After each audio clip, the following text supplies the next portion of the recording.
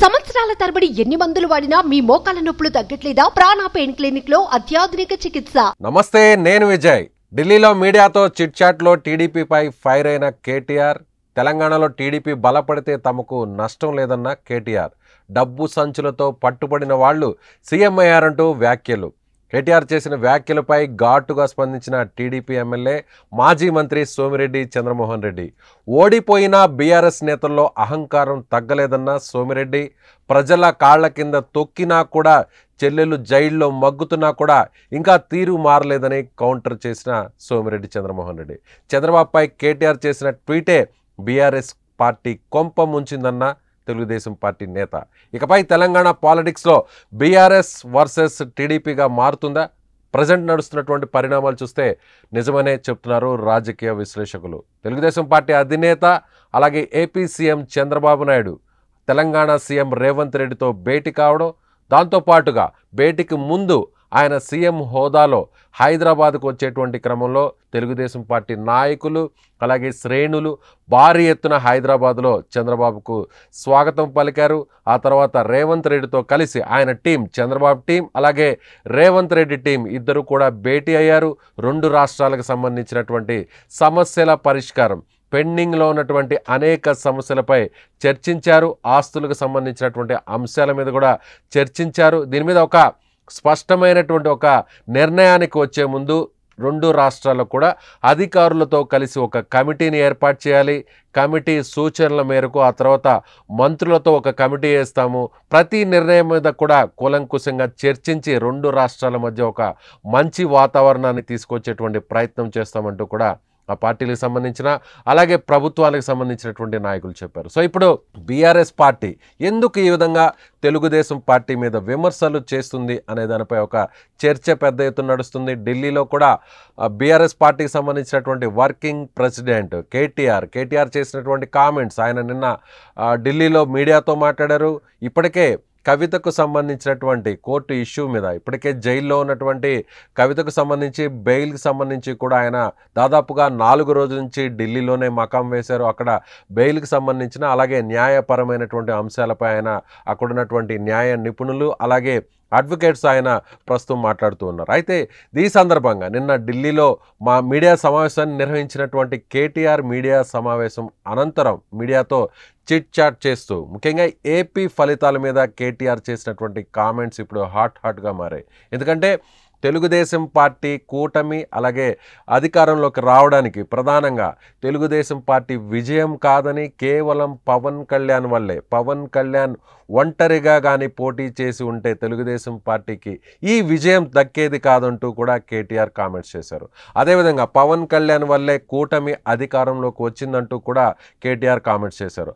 అదేవిధంగా జగన్మోహన్ రెడ్డి ఎవరు ఊహించని విధంగా, ఎవరు చేయని విధంగా ప్రజలకు ఆయన ఇచ్చినటువంటి సంక్షేమ పథకాలను ప్రజలు తిప్పికొట్టారు. బట్ ఈ స్థాయిలో పథకాలను అమలు చేసినా కూడా, ఈ స్థాయిలో సంక్షేమ పథకాలు అమలు పరిచినా కూడా జగన్ను ఎందుకు అక్కడ ప్రజలు ఓడించారో అర్థం కావట్లేదంటూ కూడా కేటీఆర్ వైసీపీని సపోర్ట్ చేస్తూ, జగన్మోహన్ రెడ్డిని సపోర్ట్ చేస్తూ ఆయన చేసినటువంటి కామెంట్స్ ఇప్పుడు హాట్గా మారాయి.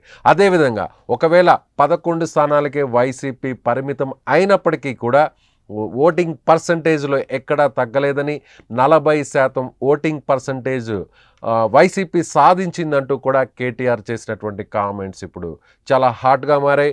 ఏపీ పాలిటిక్స్లోనూ అలాగే తెలంగాణ పాలిటిక్స్లో కూడా దీని మీద పెద్ద ఎత్తున చర్చ నడుస్తుంది. మరొకవైపు కేటీఆర్ చేసినటువంటి కామెంట్స్ పూర్తిగా వైసీపీని సపోర్ట్ చేస్తూ, జగన్ని సపోర్ట్ చేస్తూనే ఈ కామెంట్స్ చేశారండి. ముఖ్యంగా ధర్మవరంలో ఎమ్మెల్యేగా పనిచేసినటువంటి కేతిరెడ్డి నిత్యం ప్రజల్లోనే ఉన్నారు. ఆయన కూడా ఎందుకు ఓడిపోయారో అర్థం కావట్లేదంటూ కూడా కేటీఆర్ కామెంట్స్ చేశారు.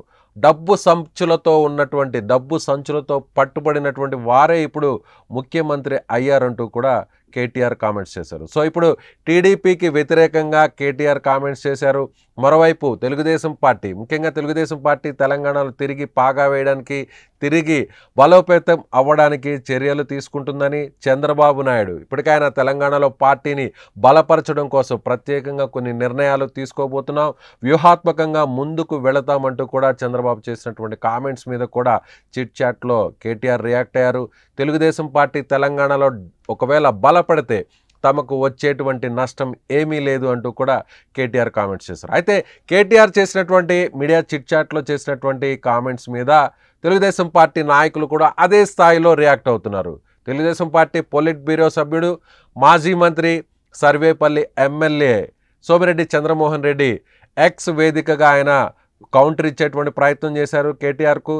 కేటీఆర్ చేసినటువంటి కామెంట్స్ను ఆయన కామెంట్స్ పై ఆయన మాట్లాడుతూ కూడా ఇప్పటికీ కూడా బీఆర్ఎస్ నాయకుల్లోనూ కేటీఆర్లోనూ అహంకారం తగ్గలేదని, అహంకారాన్ని ఆత్మవిశ్వాసంగా భావించడం వల్లే బీఆర్ఎస్ పార్టీకి ఇలాంటి గతి పట్టిందని, బీఆర్ఎస్ పార్టీ తెలంగాణలో ఈ స్థాయిలో ఓడిపోయిందని, ముందుగానే తెలంగాణ ప్రజలు బీఆర్ఎస్ పార్టీని ఓడించారని సోమిరెడ్డి చేసినటువంటి కామెంట్స్ ఇప్పుడు ప్రధానంగా చర్చగా మారాయి. మరొక వైపు ఆయన చేసినటువంటి ట్విట్టర్ ఎక్స్ వేదిక చేసినటువంటి ట్వీట్ని చూస్తే మనం చాలా స్పష్టంగా చెప్పవచ్చు. అంటే చాలా ఘాటుగా విమర్శించారు.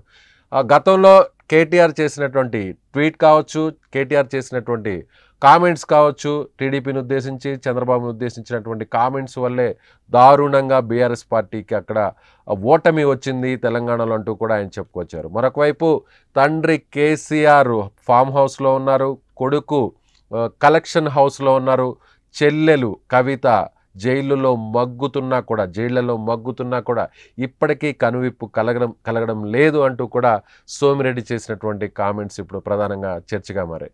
సో ఇప్పుడు టీడీపీ వర్సెస్ బీఆర్ఎస్గా మారిపోతుందా తెలంగాణలో సిచ్యువేషన్? ఇప్పటి వరకు చూస్తే రేవంత్ రెడ్డి చంద్రబాబు మధ్య ఒక సన్నిహిత సంబంధాలు ఉండడం, రేవంత్ రెడ్డి ప్రస్థానం తెలుగుదేశం పార్టీ నుంచే ప్రారంభమవడం, ఎక్కడా కూడా రేవంత్ రెడ్డి ఇప్పటి వరకు కూడా గతంలో కూడా కాంగ్రెస్ పార్టీలో ఆయన జాయిన్ అయిన టైంలో కావచ్చు, కాంగ్రెస్ పార్టీ చీఫ్గా అయిన తర్వాత కావచ్చు, సీఎం అయిన తర్వాత కావచ్చు, ఎక్కడా కూడా టీడీపీ మీద పెద్దగా విమర్శలు గుప్పించినటువంటి పరిస్థితి లేదు. సో తెలుగుదేశం పార్టీకి కాంగ్రెస్ పార్టీకి మధ్య వైరుధ్యం ఉన్నప్పటికీ కూడా రేవంత్ రెడ్డికి చంద్రబాబు నాయుడుకి మధ్య ఒక సన్నిహిత సంబంధాలు ఉండడం, అదేవిధంగా ఇద్దరు కూడా ఇరు రాష్ట్రాలకు సంబంధించినటువంటి అంశాలపై చర్చలు జరపడం, సో ఇప్పుడు తెలుగుదేశం పార్టీని తిరిగి పూర్వ వైభవానికి తీసుకొచ్చేటువంటి ప్రయత్నం చేస్తామంటూ కూడా చంద్రబాబు చెప్పడం, మరొక వైపు చంద్రబాబు హైదరాబాద్కు వచ్చేటువంటి క్రమంలో భారీ స్థాయిలో ఘన స్వాగతం పలకడం, అదేవిధంగా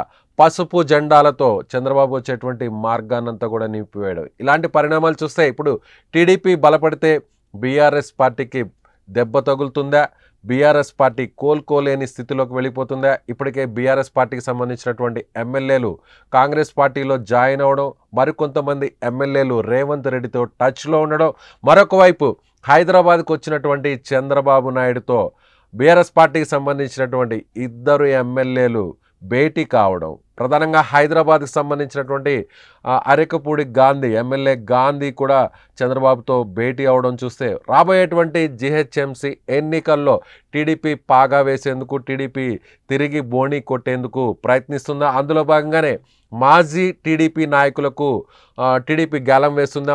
ఇప్పటికే మాజీ టీడీపీ నాయకులు, కొంతమంది సీనియర్ నాయకులు కూడా చంద్రబాబుతో టచ్లోకి వెళ్ళినట్టుగా తెలుస్తుంది. సో బీఆర్ఎస్ పార్టీని వీడి వీరంతా టీడీపీ గూటికి చేరబోతున్నారు అనేటువంటి ఒక పెద్ద చర్చ అయితే ప్రస్తుతం తెలంగాణ పాలిటిక్స్లో హాట్గా నడుస్తుంది.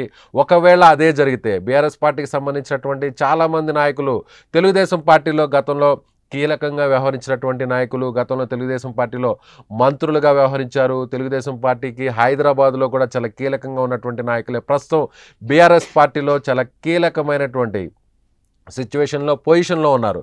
సో అలాంటి వారిలో అందరూ కాకపోయినా కూడా కింది స్థాయి క్యాడర్ కావచ్చు, కార్యకర్తలు ఒకవేళ తెలుగుదేశం పార్టీ గూటికి చేరితే బీఆర్ఎస్ పార్టీ మరింత బలహీనపడుతుందా? అదే జరిగితే కాంగ్రెస్ పార్టీకి, అధికారంలో ఉన్నటువంటి కాంగ్రెస్ పార్టీకి కూడా ఒక రకంగా చెప్పాలంటే శత్రువుకి శత్రువు మిత్రుడు అవుతారు అన్నట్టుగా ఇప్పుడు అదే జరిగితే ఒకవేళ బీఆర్ఎస్ పార్టీ మరీ బలహీనపడి తెలుగుదేశం పార్టీ బలపడితే అది తమకు కలిసి వస్తుందనే కాంగ్రెస్ పార్టీ లెక్కలు వేస్తుందా? సో ఇక్కడ చూస్తే ఒక రకంగా చెప్పాలంటే ఇప్పుడు రాబోయేటువంటి రోజుల్లో తెలంగాణలో ఇప్పటికే బీఆర్ఎస్ వర్సెస్ కాంగ్రెస్ పార్టీగా ప్రస్తుతం నడుస్తున్నటువంటి సిచ్యువేషన్ చూస్తున్నాం. అయితే బీఆర్ఎస్ పార్టీకి సంబంధించినటువంటి నాయకులు ఒకవేళ టీడీపీలోకి వెళితే టీడీపీ జీహెచ్ఎంసీ ఎన్నికల్లో పోటీ చేసి అక్కడ కార్పొరేటర్లుగా గెలుపొందితే ఆ దెబ్బ ఖచ్చితంగా బీఆర్ఎస్ పార్టీ మీద ప్రభావం చూపుతుంది. బీఆర్ఎస్ పార్టీ క్యాడర్ కావచ్చు, కార్యకర్తలు కావచ్చు, కొంతమంది నాయకులందరూ కూడా గతంలో తెలుగుదేశం పార్టీలో పనిచేసిన వారు కావడంతో